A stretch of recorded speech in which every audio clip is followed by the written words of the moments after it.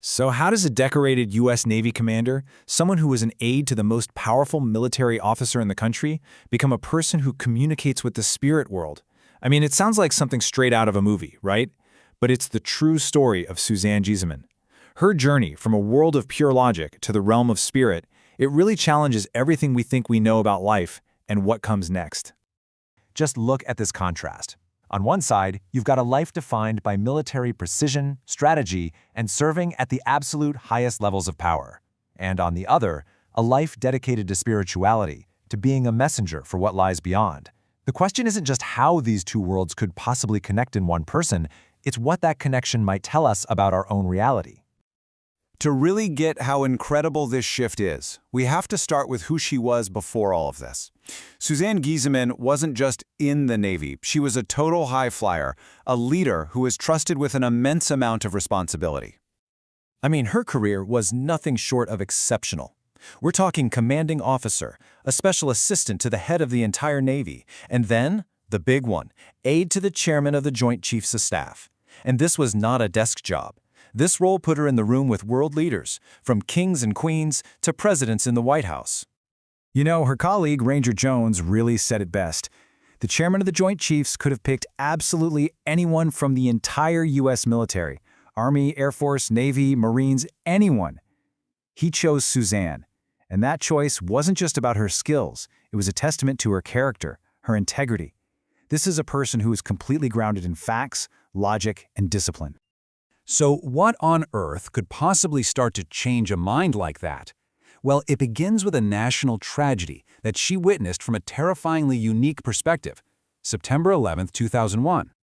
On the morning of 9/11, she was literally in the air with the chairman, flying out over the Atlantic.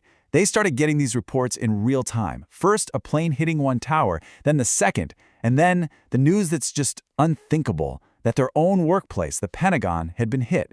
They immediately turned that plane around, flying back to a city under attack, only to see their office building in flames.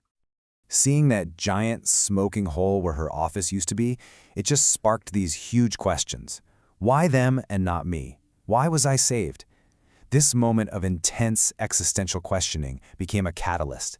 It led her to make a life-altering decision, to retire from the Navy and, with her husband, finally pursue their dream of sailing the world, to truly live while they still had the chance. But her journey into the unknown wasn't just set in motion by a national crisis. It was cemented by a personal tragedy, one so sudden, so impossible, it would shatter her world and force her to question everything she thought she knew about life and death. So, they're out there, living their dream, sailing in Croatia, when Suzanne has this incredibly vivid dream. Her pregnant stepdaughter, Susan, is standing right there, looks her in the eye, smiles, and says, "The baby and I are fine." It felt so real that the moment she woke up, she told her husband, Ty, they had to email Susan immediately. A few days go by, they're anchored off this deserted little island, and an email finally gets through. The subject line has just one word: important. The message inside just said to phone home. Can you imagine the sense of dread that must have washed over them? They had to sail all day long just to find an island that had a phone. When Ty finally made the call, Suzanne could only stand there and listen as his voice just completely broke.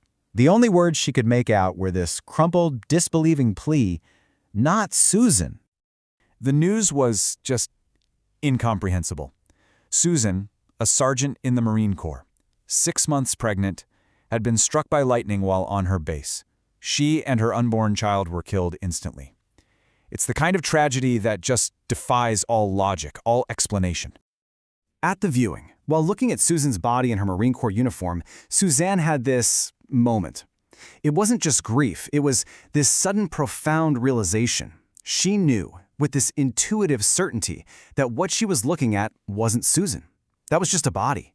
The vibrant, energetic spirit that was Susan couldn't just be gone. Her spirit had to be somewhere, and finding it became her new mission. And so, the disciplined, logical commander began a new kind of mission, a search for proof. She armed herself with books on the afterlife, and she and Ty returned to their boat, where the universe was about to give them a sign they just could not ignore. Get this. They're out in the middle of the Adriatic Sea, miles from any shore, and a single yellow butterfly shows up and starts following their boat. Ty, who's been sailing for 40 years, had never seen anything like it. And it didn't just fly by. It stayed with them for 2 whole days. Okay, and here's the turning point. As this butterfly is literally circling their boat, Suzanne is down below reading a book on the afterlife, and she comes across this exact sentence. The timing, the coincidence, it was just too powerful to dismiss. She knew it was a sign, and she knew her next step had to be finding a medium.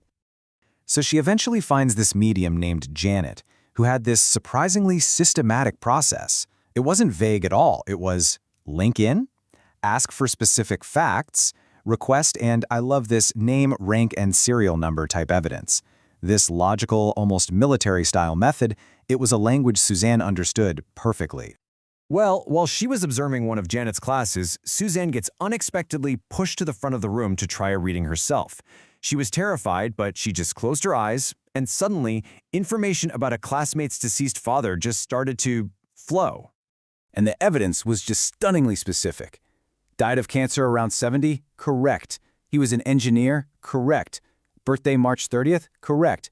Had a full head of white hair, wore black patent leather shoes? All correct. She was relaying these facts that she had no possible way of knowing. But then came the final piece of evidence, the real clincher. Suzanne just says, "I heard the word twinkle-toes." The woman she was reading for gasped. Turns out her father was a ballroom dancer, and Twinkle-Toes was her mother's private, personal nickname for him. In that moment, there was no more doubt for anyone in that room, especially not for Suzanne. That one experience just unlocked the doors she never even knew was there. The former Navy commander now had a brand new mission, to use this incredible ability to provide evidence and healing for other people. For instance, in a reading with a grieving widow she had never met before, Suzanne connected with the woman's late husband, and he had a very specific, word-for-word message he was desperate to get through. Suzanne passed on the message. He wants me to say this word for word. You were the best thing that ever happened to me. And the widow just broke down completely.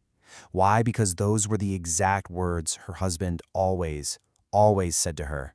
This wasn't some general nice thing to say. It was proof. It was him.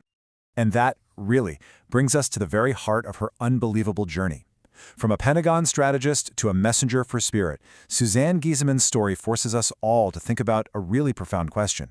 It's not really about belief, it's about possibility.